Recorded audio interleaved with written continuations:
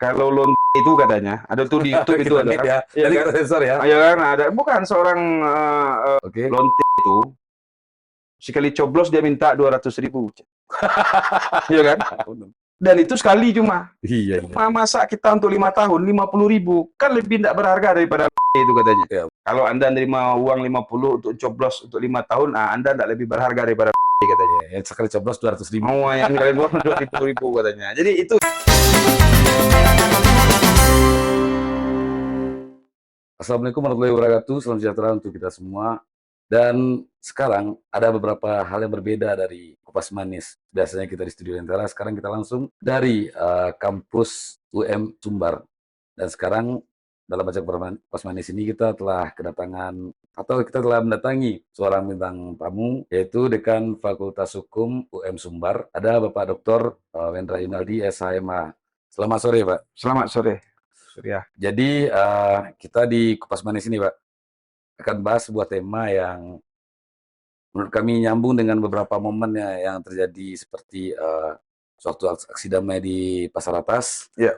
dan juga tentang aksi yang terjadi hari ini tentang menyuarakan krisisnya demokrasi, krisisnya negarawan, dan juga untuk menolak politik uang. Dan seperti biasa ya, kita akan main dalam 3 sesi, dan sesi yang pertama ini kita bakal mewawancarai dulu narasumber kita. Jadi tadi kan kita udah ngobrol banyak, Pak ya, Ya. tentang krisis demokrasi.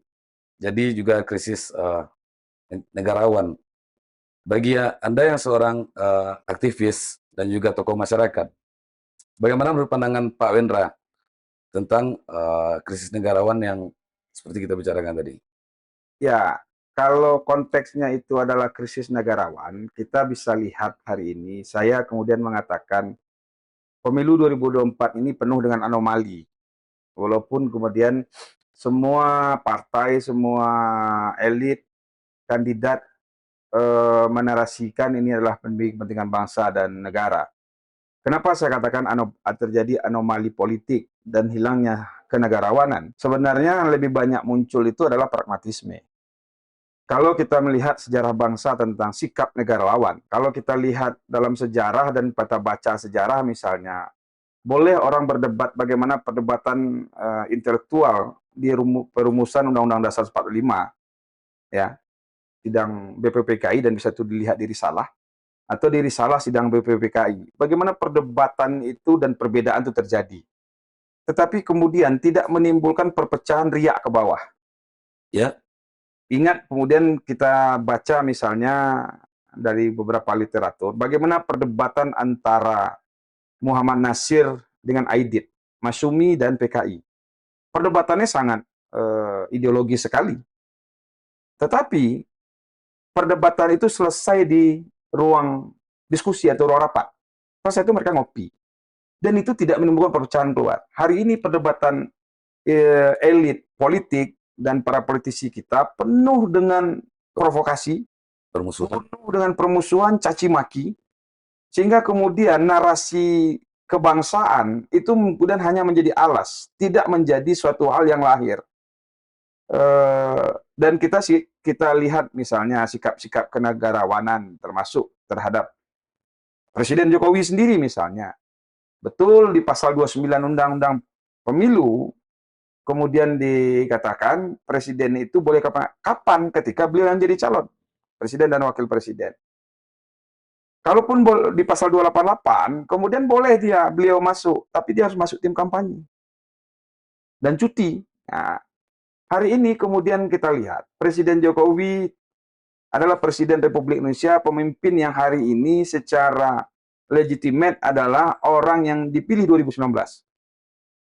Namun apa yang beliau lakukan hari ini, ketika kemudian istilah banyak teman-teman beliau cawe-cawe, kemudian secara tidak langsung kemudian terlibat, seakan-akan terlibat dan bisa terlihat secara implisit, beliau mendukung salah satu calon.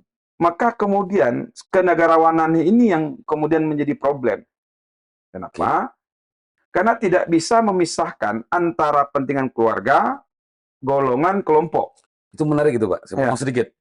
Kalau misalnya kita kaitkan dengan sebuah istilah yang sempat viral di masa Orde Baru ya, kalau misalnya itu nepotisme, itu kira-kira nyambung nggak Pak? Ya, kan dulu di awal reformasi kan ada istilahnya KKN, Ya, kolusi, korupsi, dan nepotisme. nepotisme. Ya.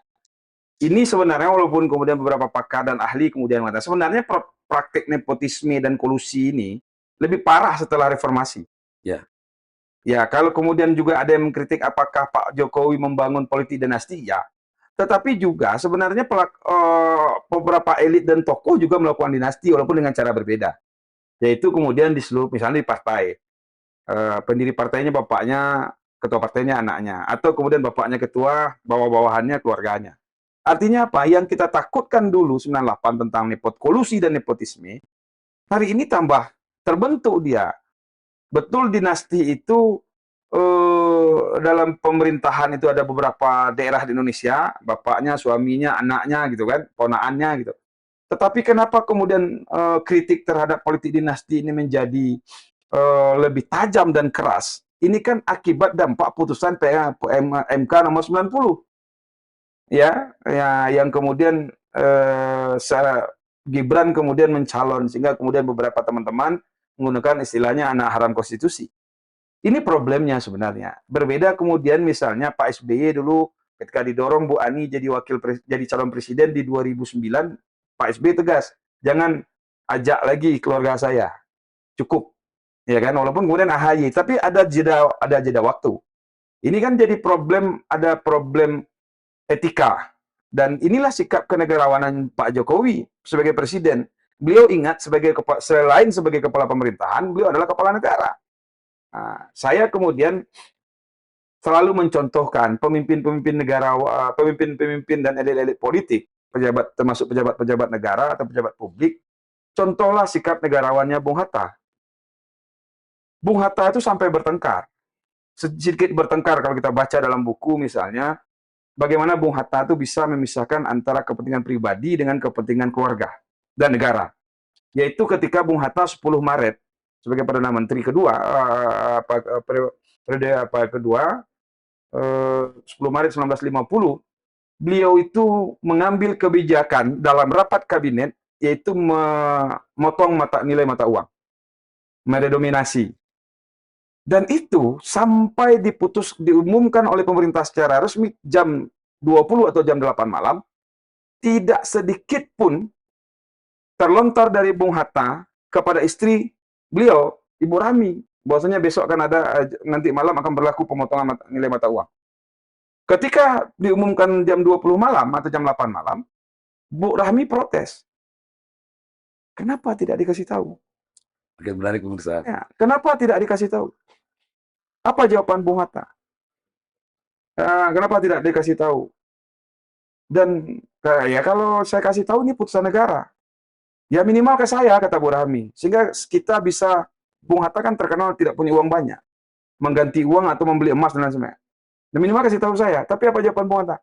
Ya kamu ngomong gitu, nanti kamu ngomong, jangan ngomong ke siapa-siapa, nanti ngomong keluarga kamu ngomong. Sehingga kebijakan negara ini tidak maksimal. Artinya apa? Teman satu ranjang Bung Hatta pun tidak dikasih tahu oleh Bung Hatta. Begitu profesional. Begitu Bung Hatta bisa memisahkan antara kepentingan negara dengan kepentingan keluarga dan kepentingan pribadi. Oke. Dan tercatat misalnya, Bung Hatta itu kemudian setelah tidak jadi wapres, beliau itu malah tidak sanggup bayar air dan listrik, sehingga diputus. Sehingga kemudian beliau diangkat menjadi warga negara istimewa DKI Jakarta ketika gubernur, lupa gubernurnya, diangkat jadi sehingga dibayar. Itu bentuk-bentuk sikap kenegarawan yang kami bisa memisahkan. Kemudian kita contohkan lagi biar dia tidak kesannya Sumatera minded. Insinyur Sutarmi, beberapa periode beliau jadi Menteri PU ya, selama Bung Karno, dan miskin, dan tidak diambil kemudian kepentingan pribadinya tidak masuk. Atau Jenderal Hugeng, anaknya tes Akabril atau Akmil. Nggak lolos, nggak ada itu intervensi. Kenapa? Kalau kamu mau tes saja. Bayangkan bapaknya Kapolri loh. Apa kalau Kapolri bisa telepon gitu. Ya. Tapi tidak dilakukan. Dan banyak nilai-nilai kebangsawanan, kenegarawanan yang dicontoh oleh para pendiri bangsa. benar. Jadi kalau kita berkaca ke sejarah itu Pak Weda, saya melihat ada beberapa ketimpangan-ketimpangan yang terjadi pada saat ini apabila kita berkaca ke masa lalu ya kan. Ya, Seperti contoh Wapres dan Wapres sekarang atau Presiden masa lalu dan Presiden sekarang. ya, Jadi saya melihat ya kan ada hal-hal yang membuat seorang yang awalnya negarawan itu menjadi seorang tokoh politik itu yang menjadi dasar pengaruh dari hal-hal seperti itu mengakibatkan seperti politik dinasti, oligarki itu kira-kira apa saja menurut Anda ya. sebagai Belum menjawab itu saya tambah sedikit ya misalnya. Termasuk misalnya Bung Hatta itu menjaga dirinya ya setelah beliau berhenti jadi Wapres tahun 56. Beliau ditawari menjadi direktur perusahaan, komisaris baik nasional maupun internasional, ya atau menjadi penasihat lembaga-lembaga internasional. Jawaban Bung Hatta tegas, beliau tidak mau ditolak. nah, Kenapa menolak? Karena beliau takut katanya. Jangan-jangan selama beliau menjabat pernah ada kebijakan yang menguntung perusahaan itu secara langsung maupun tidak langsung. benar. Begitu beliau menjaga nilai-nilai integritas dan negarawan. Karena Benar. takut. Hari ini, kalau kemudian dalam istilah hukum itu ada namanya dalam konvensi internasional tentang korupsi, anti korupsi, ada nama yang tidak masuk dalam undang tindak pidana korupsi kita. Trading influence, Ya. perdagangan pengaruh. Ya. Hari ini bagaimana kemudian dulu orang-orang yang mendirikan republik ini adalah orang-orang yang miskin tapi kaya dengan nilai-nilai luhur. Hari ini orang masuk politik karena ada ide dan ideologi yang diperjuangkan. Benar. Hari ini orang masuk politik untuk kaya. Benar-benar untuk kepentingan ya. Untuk kepentingan orang kaya. Atau kemudian dia kaya dan masuk partai politik untuk tambah kaya. Masuk politik untuk tambah kaya. Dan ini tidak terjadi. Coba lihat sejarah. Kalau kita berkaca kepada sejarah, lihat beberapa tokoh bangsa, pendiri bangsa, pra maupun setelah kemerdekaan, rata-rata miskin. Oke, ada satu hal yang menarik tadi yang ingin saya kutip dari pembicaraan Pak Ben tadi. Itu kan ada istilah tadi ada haram demokrasi itu.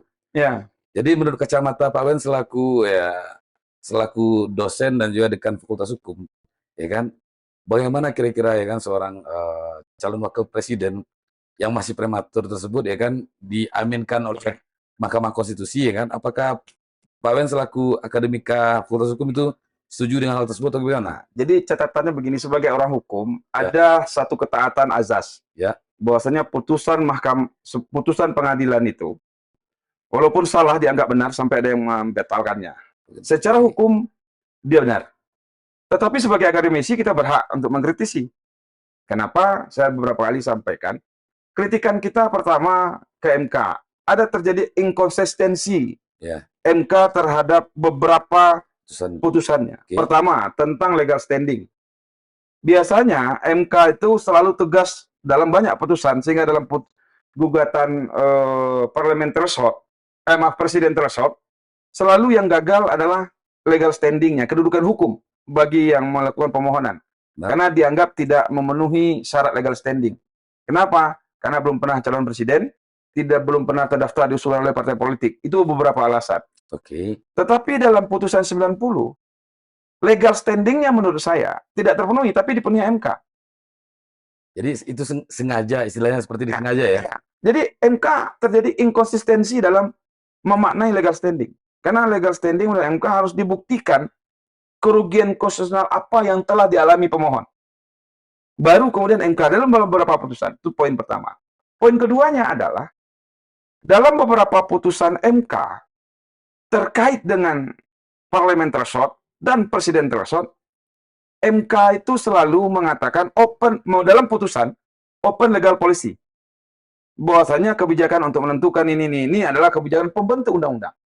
Tetapi dalam putusan 90, MK membuat.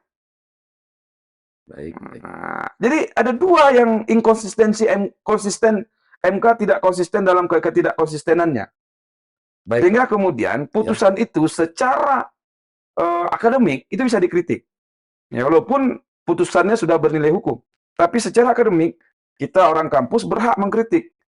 Dan poin ketiga, ya, dikuatkan dengan putusan MK tentang pelanggaran kode etik. Ya. Maka kemudian ini ya Pak, pertanyaannya lagi, yang keempat, Biasanya MK kalau melahirkan norma baru, itu kemudian menyatakan putusan ini berlaku untuk kapan. Contoh, pemilu serentak ini diputuskan dulu. Ya, tetapi kemudian berlakunya 2024. Ya, Ya kan? Dan banyak putusan MK menyatakan seperti itu. Kenapa dalam putusan ini MK tidak juga tegas? Artinya putusan MK 90 bisa dimaknai bukan harus dilakukan sekarang. baik. Nah, yang ketiga, yang kelima, ada inkonsistennya MK antara putusan siang Ya, dengan putusan sore, siang, pagi ya, dengan sore. Dan itu inkonsisten berpikir dengan hakim yang sama. Jadi itu kritikan akademik. ya, Walaupun beberapa teman-teman sudah melakukan gugatan formal ke MK, ya, ya, tetapi ditolak. Karena ya di MK ini kan putusannya ingkrah dan binding, ya, ada final kan. Nah, sehingga kenapa kemudian dianggap sebagai anak haram konstitusi, karena dianggap ada penyeludupan di sana. ya. Tambah lagi misalnya dengan putusan DKPP hari ini. Kalau bagi saya itu bukan penyelundupan itu, Pak. Penelanjangan itu. Ya, Ini makin menarik ini pemirsa. Nah, tapi karena waktu yang membatasi kita di sesi yang pertama, kita ketemu lagi di sesi yang kedua ya. Jangan kemana-mana, karena kita bakal kembali setelah ini. Oke?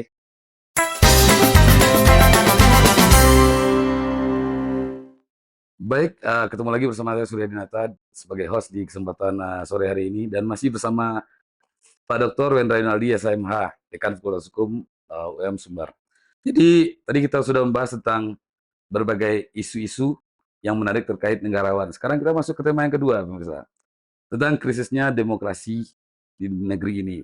Jadi bagaimana Pak Wen, menurut pendapat Anda tentang sebuah istilah yang saya bilang krisis demokrasi? Karena bagi saya cenderung terlihat ya, hukum ini seperti bertelanjang sekarang. Bagaimana menurut Anda dengan ditelanjang, diperkosa. diperkosa? Lebih parah lagi. Baik, silakan Pak. Jadi begini, sebelum kita masuk kan, sikap seorang demokratik yang negarawan yang demokratik itu misalnya dalam konteks setelah reformasi. Kita lihat apa yang diajarkan misalnya oleh almarhum Prof. B.J. Habibie. Ya. Ketika pertanggungjawaban beliau ditolak dan beliau diminta untuk dicalonkan lagi, beliau nggak mau. Ini sikap negarawan. Ya, ini sikap negarawan. Kalaupun beliau mau, bisa saja, tapi beliau nggak mau. Diminta loh mereka untuk beliau untuk maju, dicalonkan lagi. Beliau nggak mau. Kenapa? Alasannya sederhana. Saya sudah ditolak, maka saya tidak berhak lagi maju. Ini sikap negarawan. Seorang demokrasi Sportif, yang ya. sportif. Sekarang misalnya, kenapa kemudian dianggap demokrasi dulu kita bahas. Demokrasi itu menjadi terancam misalnya ada teman-teman dan koalisi sipil yang sedang menyuarakan tentang indeks kebebasan berpendapat. Ya. Termasuk kebebasan berpendapat, menyampaikan itu terkekang dengan undang-undang ITE. Benar. Nah, sementara dulu ketika undang-undang itu lahir, niat awalnya adalah transaksi elektronik, Ya. khusus perbankan. Tetapi kemudian korban paling banyak, Ya. korban pertamanya Prita kalau saya nggak salah, kemudian korbannya jatuh. Ya. Dulu ketika undang-undang itu belum ada yang namanya, kita belum kenal familiar dengan medsos. Ya. Sekarang dengan dunia medsos, netizen, semua orang berkomentar. Dan kemudian dengan perangkap undang-undang ITE ini, orang berpendapat dijerat dengan pasal hoax, Pasal karet, hoax, penyebaran kebencian, ujaran kebencian, dan lain sebagainya. benar-benar. Dan kemudian juga sudah dirubah sekarang. Dirubahnya juga sedikit berubah, tetapi substansi sama. Itu poin. Artinya apa? Sekarang orang takut untuk bicara, untuk mengkritik. Kenapa? Semua ditarik ke dalam hukum. Nah, dan kalau kemudian dilihat dari putusan MK misalnya, putusan MK itu tentang ujaran kebencian atau orang yang kemudian pencemaran nama baik, putusan MK itu menyatakan harus dilaporkan oleh orang korban, pelaku atau keluarga. Ada merasa dirugikan, tetapi kemudian hari ini saya tidak ada hubungannya dengan siapa-siapa, tiba-tiba bisa laporin orang ketika saya apa gitu. Ini kan problem. Kemudian saya juga merasa ada laporan yang menurut kita secara hukum, walaupun saya menolak undang-undang ITE, tapi kita tes untuk dilaporkan, tapi dengan dekat dengan kekuasaan tidak diproses. Gitu. Tetapi ada yang dekat dengan jauh dari kekuasaan atau posisi, ya diproses. Nah, saya misalnya dulu laporkan adik Armando dulu, sampai sekarang nggak diproses. Ada anak tiri anak kandung Ada di anak tiri kandung, ada stop double standar Ya. dalam penegakannya. Dan itu dirasakan dan sudah menjadi diskusi publik misalnya. Kemudian kampus pun dengan berbagai instrumen hukum, kemudian dan administrasi, hukum pun orang kampus pun terjebak misalnya. Mereka tidak lagi bebas sebagai orang intelektual yang menyampaikan pikiran cerdasnya terhadap Republik. Saya katakan orang kampus itu sebagai miniatur peradaban. Di kampuslah peradaban dibangun, di kampuslah orang-orang cerdas dan kritis dilahirkan. Tetapi kemudian kampus diberikan tugas administratif, ngurus-ngurus kepangkatan, skopus, dan lain sebagainya, sehingga kemudian dia kehilangan peran pengabdiannya dalam bernegara dan berbangsa. Kemudian kita betul media sekarang bebas, ya media bebas. Tapi kemudian apakah semua media adalah tidak semua media itu bertanggung jawab secara kode etik jurnalis semua. Benar-benar. Kemudian kasus terakhir walaupun alhamdulillah hasil riset misalnya ya. Yang kemudian dibawa ke persidangan walaupun akhirnya putusan hakim bebas Aris Ashar. Kemudian ada dua guru besar yang mengkritik dalam grup WA, Unsia dan IPB kalau nggak salah, kemudian dilaporin, ya kan? Artinya apa? Ini pikiran kampus. Jadi bisa saja setelah kita podcast tiba-tiba dilaporin orang. Nah, dilaporin orang artinya apa? Kita selalu mengatakan kita adalah negara kampiun demokrasi nomor 3 setelah Amerika. Sebentar, Pak. Jadi kalau misalnya sebagai seorang aktivis, apalagi di fakultas hukum ya. Itu kira-kira bagaimana kita mengatasi itu pasal-pasal karet yang seperti itu yang tradisi saling lapor itu loh? Bukan tradisi tidak bagus. Tradisi tidak bagus. Kenapa? Yang melaporkan itu sebenarnya dia tidak punya legal standing untuk melaporkan. Karena dia tidak merasa dirugikan harusnya ya? Ya, dia bukan pihak langsung kan. Ya. Tetapi kok diterima laporannya, kecuali dia mengeluarkan hoax atau berita tidak benar atau apa gitu. Yang ini yang jadi problem, ada semacam ketakutan. Apalagi apabila kemudian mengkritik kekuasaan. Tugas orang kampus itu adalah mengingatkan kekuasaan. Benar. Agar kekuasaan tidak salah arah. Cukuplah 32 tahun, Pak Harto itu merasa dia tidak salah karena tidak ada yang ngingatin. Jadi jangan salahkan Pak Harto. 32 tahun beliau berkuasa, kenapa? Semua orang diam. Dan hari ini kesalahan yang sama jangan terulang. Sehingga kemudian para akademisi, para aktivis, para NGO mengingatkan Presiden Jokowi karena sebagai bentuk kecintaan terhadap bangsa ini. Tetapi kemudian narasi yang dibangun dianggap partisan, dianggap kemudian benci, dianggap kelompok yang dulu tidak memilih. Ini kan suka tidak suka. 2014, 2019 Pak Jokowi itu Presiden Republik Indonesia. Titik. Ya, benar. Nah, suka tidak suka. Kita udah pilih, udah dilantik, udah selesai. Tetapi ketika beliau menjalankan fungsi kepresidenan sebagai rakyat, kita berhak mengkritik. Nah, yang menjadi aneh adalah, terutama kalau misalnya kita di Sumatera Barat, kita balik lagi ke sejarah kebangsaan.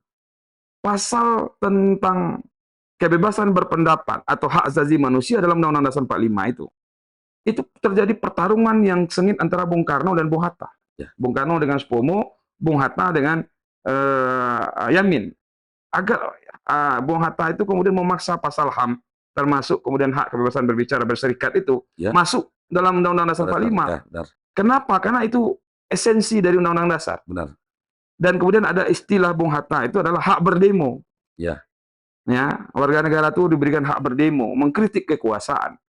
Artinya apa? Risalah otentik dari berdirinya bangsa ini, salah satunya memberikan orang kebebasan berpendapat dan berpendapat di muka umum.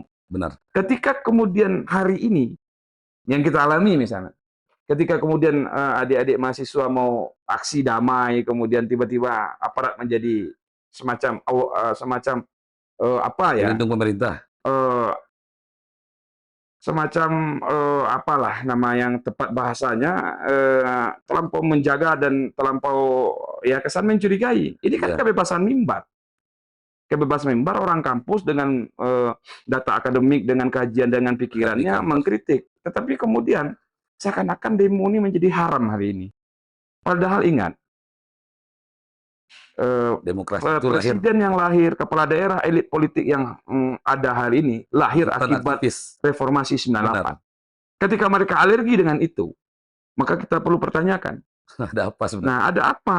Termasuk, maaf saya katakan, beberapa senior-senior dan teman-teman aktivis 98 yang kemudian hari ini membabi buta. Ya. Pokoknya membela A, si B, dan si C, tidak pernah salah. Menyerang akademika ya, yang termasuk merupakan kemudian yang induk-induknya. menghajar adik-adik demo, adik-adik yang demonstrasi, Ya. kemudian dianggap partisan begini, begini, gitu kan. Sementara dulu mereka ketika kita di jalan, kita malah tidak bersuara, tidak ada dituduh oleh senior-senior sebelumnya. Ya. Sekarang kok kita dekat dengan kekuasaan atau bagian dari lingkaran kekuasaan, kita kemudian gerakan mahasiswa ditonggangi lah, didompleng lah, Ya. di inilah, termasuk gerakan kampus hari ini. Seruan moral dari kampus ini kan kemudian terjadi polarisasi juga. Ada yang menuduh ini ada koboi kampus yang bermain, ada kelompok partisan atau preferensi politik karena dia mendukung si nomor A, nomor B, dan nomor Ada C. seperti itu ya, koboi kampus gitu ya? Ya, ada apa? Gitu. Apakah kemudian orang kampus cukup meneliti saja, kemudian dia di kampus ngajar, dia bicara moralitas, sebagai sarjana hukum, ya. Mahasiswanya diajak untuk peduli dengan kebenaran, ketidakadilan, kezaliman. Tiba-tiba ketika ada ketidakbenaran depannya dia diam. Ya, jadi apa gunanya dia belajar? Nah, ya. untuk apa? Nah, atau ya bisa saja dilempar sama mahasiswanya sama sepatu, ngajar teori tapi praktek nggak ketemu. Benar-benar. Nah, ini artinya apa? Harusnya ketika kaum kampus bergerak mengingatkan kekuasaan, maka kemudian dia menjadi lampu merah. Kalaupun tidak lampu merah, menjadi lampu kuning. Untuk kemudian kepala negara, elit politik memperhatikan ini. Tidak kemudian dijustifikasi ini seakan-akan ada gerakan menggagalkan salah satu calon lah, berpihak pada salah satu. Ya. Dan tugas kita sebagai sebuah bangsa kan saling mengingatkan. Benar. Kalaupun hari ini adalah yang berkuasa si A dan si B dan C, kekuasaan ini kan bergulir. Kekuasaan berganti sekali 5 tahun. Oke, benar. Hari ini Anda jadi oposisi, besok Anda bisa jadi pemerintahan. Hari ini Anda pemerintahan, besok bisa Anda oposisi. Nah, di sana Pak, menarik. Jadi kalau menurut saya itu, dari kacamata seorang host ya kan, memandang sekarang oligarki itu terlalu mendominasi pemerintahan. Bagaimana menurut kacamata Bapak sebagai tokoh masyarakat dan juga aktivis itu, Pak? Ya, kalau oligarki kan tadi tulis, saya lupa yang nulis dari Australia ini, penulis kan udah tulis buku oligarki. Tapi kan kadang-kadang kan kita terlalu munafik untuk tidak mengakui. Betul, iya. Ya, terlalu munafik untuk tidak mengakui. Negeri ini dari zaman reformasi sampai hari ini, nah bahwasanya negeri ini ekonomi dikuasai 1%, nah ini begini, tanah ini dikuasai sekian persen, ini kekuatan ekonomi dikuasai. Itu narasi lama. Tidak hanya sebelum zaman Pak Jokowi, sejak zaman Pak SBY pun, Pak Gus Dur, seperti istilah sembilan naga itu ya. Dan ini sudah banyak dikupas. Benar. Ya. Dan hari ini kenapa oligarki itu mengental? Kita lihat misalnya, kalau dulu orang berpolitik karena idealisme, hari ini Anda tidak cukup dengan idealisme. Idealisme itu kemudian tidak penting. Benar. Kenapa? Yang penting Anda punya tas, punya koneksi, punya jaringan, Anda dicalonkan. Ada orang tidak pernah terlibat di politik dan tidak pernah mengurus masyarakat, tiba-tiba dicalonkan jadi kepala daerah. Atau kemudian ada lagi sistem pengkaderan seperti itu ya. Sistem pengkaderan. Nilai apa yang mau diperjuangkan, sementara dia di partai itu tidak berproses. Ya. Padahal dulunya itu kan harusnya ada istilahnya pendidikan kader. Pendidikan kader di zaman Orde Baru, Anda tidak bisa tiba-tiba muncul. Di wali kota bisa instan. Ya, asal Anda punya uang. Asal Anda punya uang. Benar. Nah, sehingga saya ngomong di kelas, kalau uang yang menjadi ukuran, menjadi pemimpin di Republik ini, maka tidak usah ada kampus hukum khusus, buat aja pengusaha, buat aja kampus-kampus yang bisa menghasilkan uang. Tidak usah juga ada pemilu ya. Tidak usah ada pemilu, letakkan aja uang di atas meja, siapa yang paling banyak. Siapa yang paling banyak dia jadi. Dia jadi kepala daerah atau jadi anggota dewan. Benar. Kan termasuk kita terlampau munafik berbangsa. Iya. Itu bakal kita bahas nanti di sesi yang ketiga. Dan menurut Pak Wen, selaku aktivis juga, bagaimana pandangan Bapak tentang politik yang terjadi di tingkat skala daerah yang sekarang udah diambil dari pusat, seperti itu penyingkiran kader-kader lama itu, ya kan? Jadi sekarang ada kader instan yang naik, misalnya jadi apa, kader yang udah melalui proses pengkaderan disingkirkan. Itu bagaimana Bapak kira? Ya, hampir semua partai, ada 1-2 lah partai yang tetap proses pengkaderan. Tapi ada banyak partai rata-rata itu comot sini comot sana. Itu artinya itu menghasilkan kader yang tidak bagus dong, Pak? Iya, untuk partai yang nggak bagus dan untuk bangsa nggak bagus, untuk daerah nggak bagus. Kenapa? Misalnya partai A, dia ideal, platform partai atau manifesto partai politiknya, atau platform politiknya A. Sementara dia dicalonkan dari partai itu dan tanpa pernah mengetahui itu. Kemudian ketika duduk, nilai apa yang dia perjuangkan? Benar, benar. Benar itu. Ya, ketika Ya. dia partai nasionalis, Ya. ya kan? Tahu nggak dia dengan konsep nasionalisme? Setelah dia orangnya tidak nasionalis. Ya. Atau sebaliknya, dia masuk partai religius, partai Ya. Islam misalnya. Tidak Sementara ngerti ya. dia nggak mengerti dengan konsep gerakan Islam. Benar. Nasionalisme Islam itu dia nggak paham. Tiba-tiba dia kemudian jadi ketua partai. Iya, iya. Ya kan? Problem. Sehingga saya katakan, hari ini partai itu nggak ada perbedaannya antara partai nasionalis dengan partai religius. Ya, benar. Yang partai nasionalis mengatakan nasionalis religius, Ya. partai religius mengatakan religius nasionalis. Apa menurut Pak Wen itu ada pengaruh dari sistem multilateral yang terjadi dalam pemilu ini? Multi partai? Ya. Bukan multi partai, terlampau liberalnya politik kita. Oh gitu ya. Terlampau multi partai itu tidak ada persoalan sebenarnya. Ya, karena ada istilah ini, misalnya saya itu bilang ya, musuh sekarang tidak hanya di luar partai, tapi di dalam partai juga itu. Iya. Ada pengaruh seperti itu enggak? Ya karena yang diutamakan dalam proses perekrutmen caleg Ya. atau calon adalah popularitas. Oh, gitu. Popularitas itu kemudian banyak tinggi pun popularitas dan elektabilitas. Ya. Kalau dia nggak punya uang, ya nggak bisa juga. Uang juga ya. Ya. Oke. Kalau saya dulu pernah nulis 2005 tentang uang bukan segalanya dalam politik. Ya. Hari ini itu tesis itu saya tolak. Ternyata uang itu menjadi segalanya. Ya, uang itu jadi segalanya. Kenapa? Caleg-caleg idealis baik, kalau nggak punya uang nggak kepilih juga. Oh begitu ya. Baik Pak, kita singgung soal uang nanti di sesi yang ketiga ya. Dan bagaimana tentang politik uang tersebut, tunggu setelah ini. Saya bakal kembali bersama Pak Hendra Rinaldi.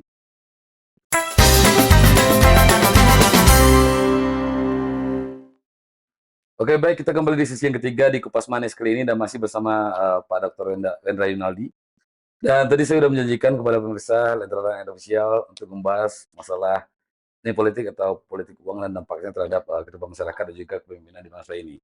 Dan baik Pak, kira-kira menurut Pak Wen, apa sih dampak yang akan terasa selama 5 tahun ke depan apabila money politik ini terus bergulir terhadap masyarakat baik kelas bawah, menengah atau atas? Ya, problem ancaman demokrasi yang paling berat di luar intimidasi dan hilangnya kebebasan berekspresi adalah dalam hal elektoral atau pemilu, yaitu ketika kemudian peralihan suara atau peralihan kemenangan itu dengan melaksanakan praktek money politik. Ya. Kenapa itu berbahaya? Dari data yang dimiliki misalnya dari putusan-putusan KPK, putusan-putusan kasus-kasus yang diajukan KPK ke pengadilan atau yang kejaksaan, beberapa politisi yang tertangkap itu kemudian mau nggak mau, suka nggak suka, dalam putusannya itu rata-rata terindikasi karena biaya politik. Iya, benar. Dan itu bisa kita searching di Google. Biaya politik yang mahal, misalnya dia caleg, dia sudah mengeluarkan uang yang besar, atau dia calon kepala daerah, dia sudah keluarkan biaya besar. Maka kemudian korupsi itu selain karena keserakahan adalah kemudian mereka sudah terbebani dengan biaya politik yang harus mereka kembalikan. Besar ya, benar. Apalagi kemudian kalau dia maju kepala daerah, kalau ada cukong di belakang, maka dia ketika duduk, dia akan mengembalikan bantuan dana dari cukong itu atau oligarki itu dengan cara memberikan kebijakan yang menguntungkan. Nah, dari kita sudah riset dan ada buku yang sudah kita baru kita luncurkan dan itu kita bagi PDF-nya ke masyarakat. Judul bukunya itu adalah Belenggu Rente dalam Demokrasi. Saya kemudian mengatakan sebagai aktivis Koalisi Sipil Indonesia, kita tuh selalu mengurus perkara korupsi itu di ujungnya, di muara, tapi hulunya lupa. Bukan di awal ya? Ya, hulunya apa? Proses politik yang berbiaya mahal. Bisa kita lihat, orang-orang yang maju itu harus menyiapkan uang gede, baik caleg atau calon kepala daerah. Apalagi misalnya untuk Pilpres ini. Apa itu ada hubungannya dengan sistem misalnya internal dalam partai misalnya? Ya, karena dia keterpilihan itu karena suara terbanyak, maka semua orang punya mimpi dan punya keinginan untuk duduk. Maka semua berkompetisi. Kompetisi yang paling berat itu betul di dalam internal partai sendiri. Karena sangat liberalnya proses. Saya sebenarnya tidak setuju dengan sistem terbuka itu. Yeah. Saya lebih mau sistem tertutup, proporsional terbatas itu. Kemudian kembali ke nomor urut, agar kemudian partai politik itu ada kaderisasi. Tidak semua orang tiba-tiba dia bisa caleg, dia bisa calon. Harus melalui proses. Harus ada proses. sehingga dia mengetahui tentang politik dan partai politik dan ideologi. Nah, hari ini kan tidak. Anda tidak pernah perlu jadi kader partai politik. Anda cukup punya uang banyak, Anda tinggal Ya, saya punya uang benar-benar. sekian, Anda minta nomor urut sekian. Dan mau caleg dari partai mana? Nah, ini Jadi kan problem demokrasi. maksud Pak Wendra ini ada transaksi nomor urut begitu ya? Ada, ya, akui atau suka tidak suka, diakui atau tidak, itu terjadi. Benar-benar. Itu terjadi. Problemnya kan kita terlalu munafik dalam berpolitik. Benar. Itu kemudian enggak ada ya, dari diskusi saya dengan teman-teman caleg, anggota legislatif yang duduk, termasuk teman-teman yang maju di pilkada, termasuk saya sendiri dulu pernah maju pilkada, praktek itu terjadi. Kalau kemudian saya namakan politik rente itu kan, semua diukur dengan uang, rente. Ini berbahaya bagi demokrasi. Saya selalu katakan begini, kalau kemudian politik ini dibangun dengan kekuatan rente, maka kemudian orang cerdas, orang berintegritas, orang punya idealisme tidak mungkin hidup di dunia politik. Sebentar dulu Pak, orang kan nggak ngerti itu istilah rente itu artinya seperti apa? Rente itu kan uang. Oh, uang begitu ya? Iya, rente itu kan uang, sekumpulan uang kan. Nah, ini problem. Misalnya ada orang baik, Iya. dia punya integritas, punya idealis, punya track record, tapi dia nggak punya uang. Ya. Rata-rata yang idealisme, punya regam reja, ikhlas berbuat itu dan punya pikiran, rata-rata sedikit yang punya uang. Benar. Nah, jadi kalau kemudian ada semacam narasi misalnya, kalau orang-orang baik keluar dari politik maka gelanggang akan dikuasai oleh orang-orang jahat, ya bagaimana orang-orang baik akan hidup ketika kompetisi itu sangat liberal? Saya sampaikan begini, Amerika yang sangat liberal saja tidak seliberal kita dalam berdemokrasi. Untuk pemilihan presidennya dia tidak popular vote, tidak suara rakyat, tetapi electoral vote, wakil pemilih, ya. Dan itu dalam kasus Al Gore, ya, dan George Bush Junior, itu yang menang Al Gore menang suara rakyat, tapi perwakilan pemilih atau electoral itu yang menang itu adalah George Bush Junior. Maka Supreme of Court atau Mahkamah Agung Amerika memutuskan yang menang adalah George Bush yang jadi presiden.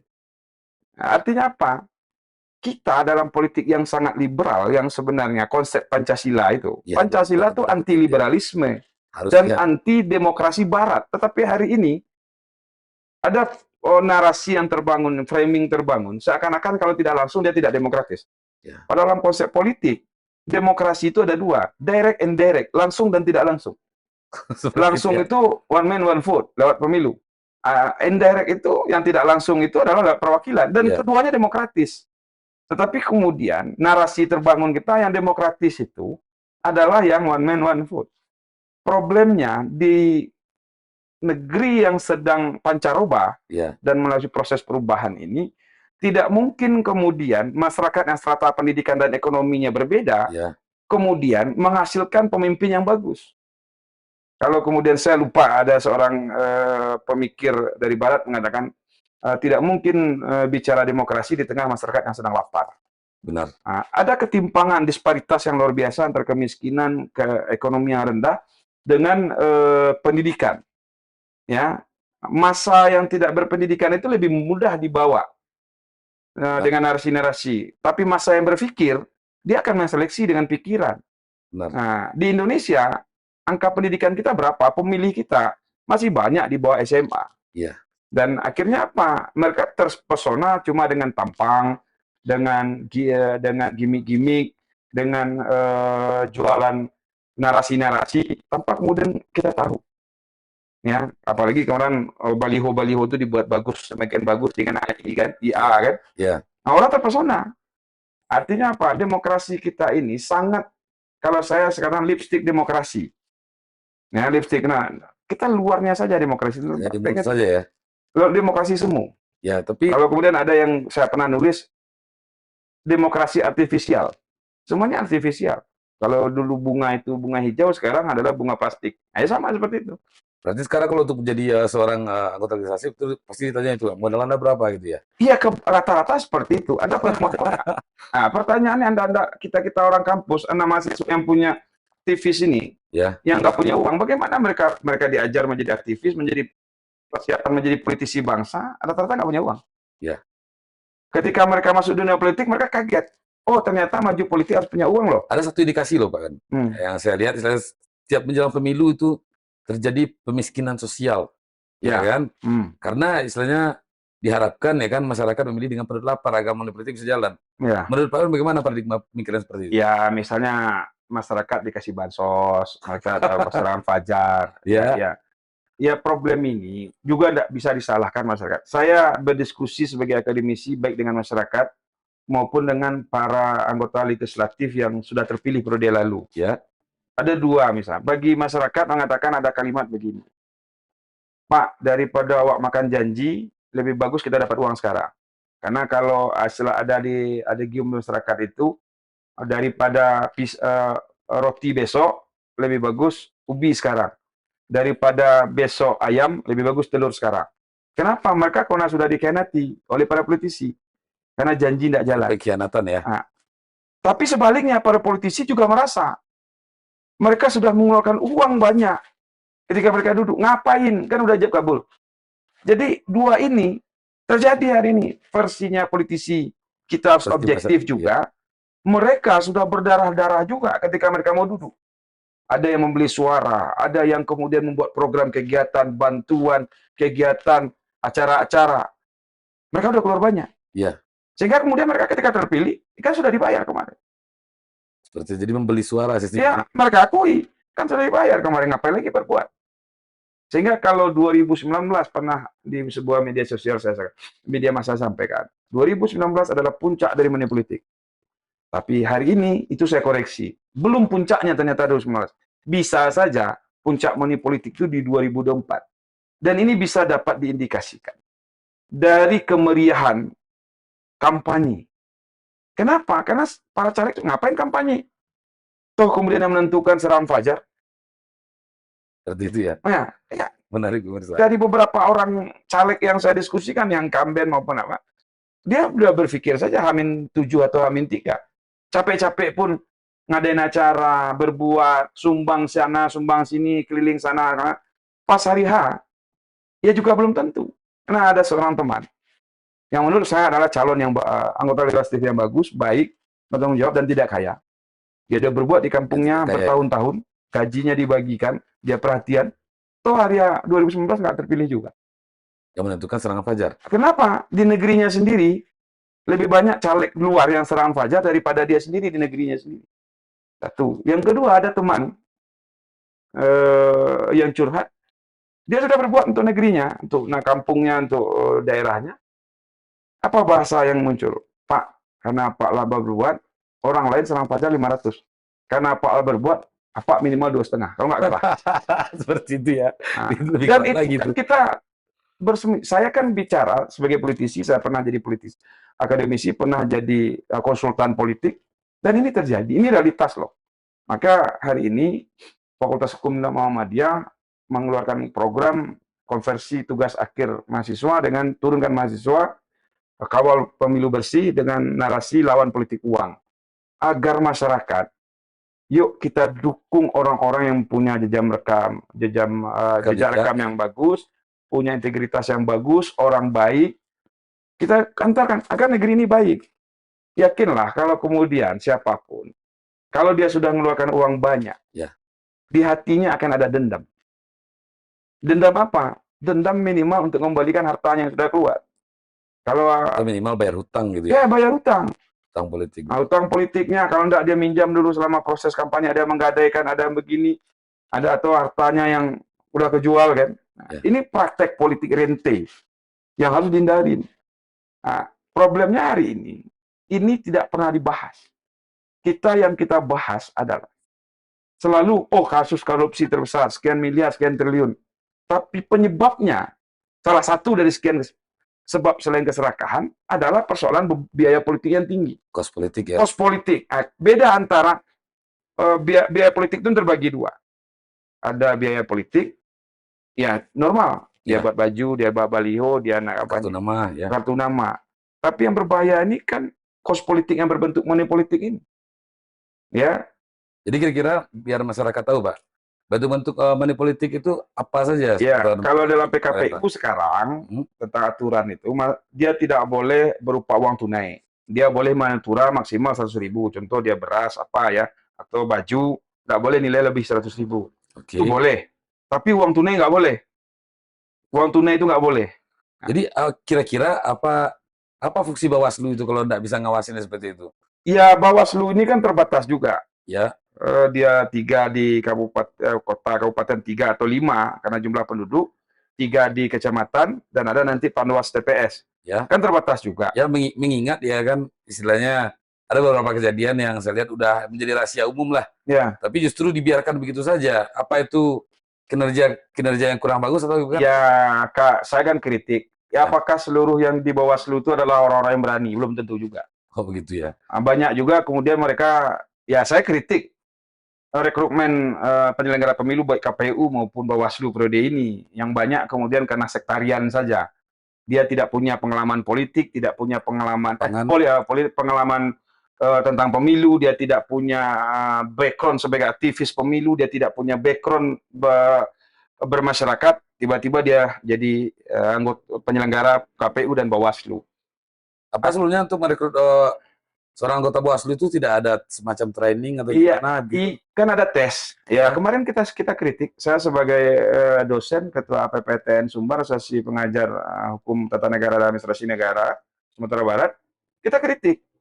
Dan ini terlihat, disadari. Kemarin akhirnya BIMTEK PPK itu diambil alih oleh provinsi. Biasanya tahun-tahun sebelumnya BIMTEK PPK itu dilaksanakan oleh KPU kota dan kabupaten. Nah, kemarin saking nggak percaya ditarik ke provinsi, sehingga berbiaya tinggi juga. Jadi untuk itu saya ngomong, kalau Bawaslu itu kalau kerjanya hanya nunggu di meja, nggak usahlah mereka jadi Bawaslu.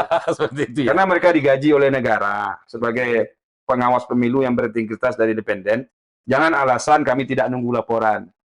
Kan mereka harus bisa lihat Jalan ke lapangan ya. jalan ke lapangan, kemudian kan bisa saja temuannya di medsos. Iya, benar-benar. Tapi kan framing di kepala kita itu, di kepala Bawaslu itu tidak semuanya. Bawaslu itu tidak boleh mencari kesalahan, tapi tidak boleh juga menutupi kesalahan. Baik. Kalau menurut Pak Ben, idealnya ya kan sebuah organisasi pengawas dalam pemilu itu memberikan sanksi seperti apa kepada caleg yang nakal seperti itu yang memberikan? Ya tegas. Kan sebenarnya kan banyak informasi dari masyarakat. Informasi itu dia kejar, namanya informasi awal. Ya, Problemnya apakah sebuah anggota pengawas pemilu mengerti tidak dengan itu? gitu ya. Ya, dia kan contoh begini. Kayak kita tahu, oh rumah itu ada dugaan. Ya kan dia kejar. Ya, oke. Kan dia digaji untuk itu. Kalau nggak makan gaji haram mereka. Buat Bawaslu itu. Ya, kita kan kerja sama Muhammadiyah dengan Bawaslu Sumatera Barat. Kita enggak.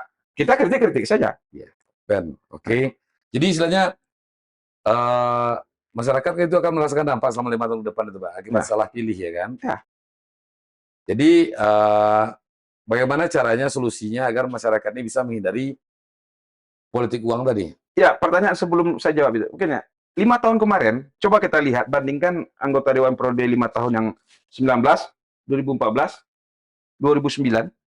Sekarang ada nggak anggota Dewan Parlemen kita di daerah yang kritis bicara tentang persoalan daerah? Minimal teman-teman media kesulitan mencari narasumber. Ya, benar. Kenapa? Karena mereka takut semua. Karena dianggap mereka kalau nggak kritis nanti nona pokil dicoret oleh kepala daerah. Kalau ini mereka artinya apa? Tidak ada keberanian. Tidak ada keberanian mereka. Artinya mereka bukan orang politik. Sementara parlemen itu berasal dari kata parle, bicara. Nah, dia hanya rapat, jadi rapat saja katanya. Tapi kemudian ada ketika publik, kan informasi publik kan perlu. Ya. Misalnya kita di Bukit Tinggi atau Sumatera Barat, berapa anggota dewan yang kritis terhadap kebijakan daerah? Iya, benar. Yang ada itu adalah ketika kepala daerah sudah melaksanakan program, dia kritik, padahal dia lupa kebijakan itu dia sahkan lewat APBD. Ya, benar. Artinya apa? Ketika dia mengkritik anggaran daerah, sama saja dia mengkritik diri sendiri. Saya sangat marah dengan anggota dewan, kritik anggaran daerah, pelaksanaan keuangan daerah, sementara dia yang ketok palu. Artinya apa? Dia nggak ngerti ketika ketok palu. Dan itu banyak. Saya membintek beberapa anggota dewan yang nol. Mana punya pengetahuan dia. Pengetahuan dia tentang fungsi dewan. Ya, benar. Di awal 2019 saya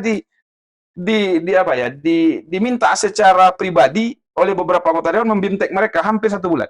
Berarti itu karena penempatan orang yang bukan pada tempatnya seperti ya, maaf. Mereka enggak pernah bergaul masuk dalam dunia politik, tiba-tiba karena dia anak Sianu, dia punya uang, dia keturunan Sianu, dia punya tampang bagus. Ada doktrinnya itu saya dengar ya. Kemudian dia jadi caleg. Ketika dia duduk, dia bingung kerjanya apa gitu. Ya, jadi seperti ini, Pak. Saya dengar di lapangan ada istilah seperti ini, kalau orang Minang bilang ya, Kalau adonan di awak, mangga yang diurang. Bagaimana pandangan Pak Ben sebenarnya dengan hal seperti itu? Ya kalau adonan di awak menganan di orang dalam konteks dia kenal nggak calonnya? Ya, cocok, nggak bisa nggak dia kerja Ya gitu ya? belum tentu yang kita itu lebih Ya, baik daripada yang lain, dari orang lain. Jangan gara-gara berkita, kemudian ternyata yang kita ini ngerti gitu ya? kalau bahasa saya kapunduang busuk. Kamu udah usai. Ya, buah busuk. Kenapa harus dipaksakan buah busuk ini harus diletakkan juga di meja hidangan? Benar-benar. Iya kan? Iya, iya benar. Nah, kalau artinya kan ada narasi tagak kampung, pagar kampung. Saya sepakat dengan Ya. itu. Cuma betulkah yang terbaik yang kita dudukkan di dewan? Jangan ngomel. Setelah mereka 5 tahun mereka tidak berbuat dan nggak ngerti, kita ngomel.